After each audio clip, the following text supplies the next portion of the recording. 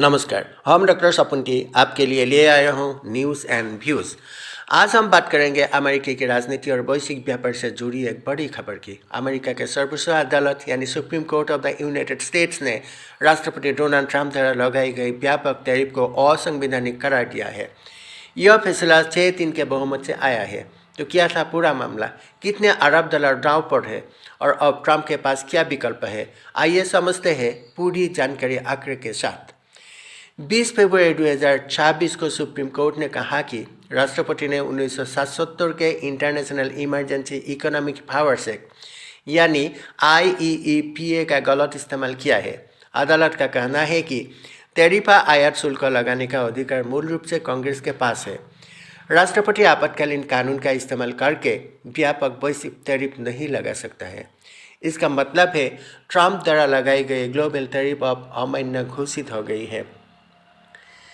अब बात करते हैं सबसे बड़े सवाल की, पैसे की।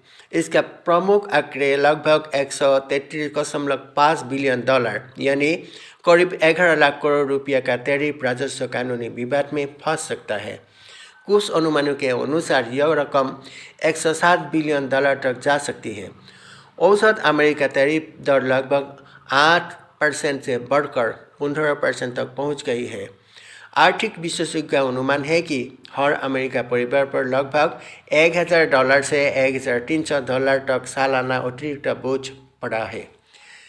अमेरिका और भारत के बीच इसका प्रभाव क्या पड़ेगा? अमेरिका और भारत के बीच व्यापार 2025 में लगभग 190 बिलियन डॉलर के आसपास था।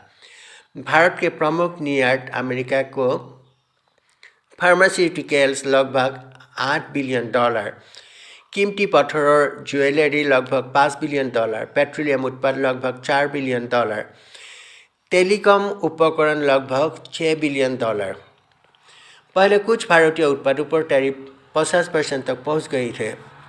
अब फैसला के बाद औसत प्रभावी टैरिफ लगभग 13 से 14% तक सीमित हो सकता है। इसका मतलब भारतीय निर्यातकों को कुछ राहत मिल सकती है।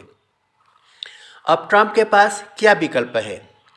फैसले के बाद ट्रंप प्रशासन ने तुरंत दूसरा रास्ता अपनाया। उन्होंने 1977 के ट्रेड एक्ट ऑफ 1977 की धारा 122 के तहत 150 दिनों के लिए 10% अस्थायी ग्लोबल टैरिफ लगाया, जिसे बाद में बढ़कर 15% तक करने की घोषणा की गई। इसके अलावा उनके पास विकल्प है धारा 232 राष्ट्रीय सुरक्षा आधार, धारा 301 अनुचित व्यापार प्रथाओं के खिलाफ या कांग्रेस से सीधी मंजूरी लेना। इसका वैश्विक प्रभाव क्या होगा? बाजार में अस्थिरता देखी गई।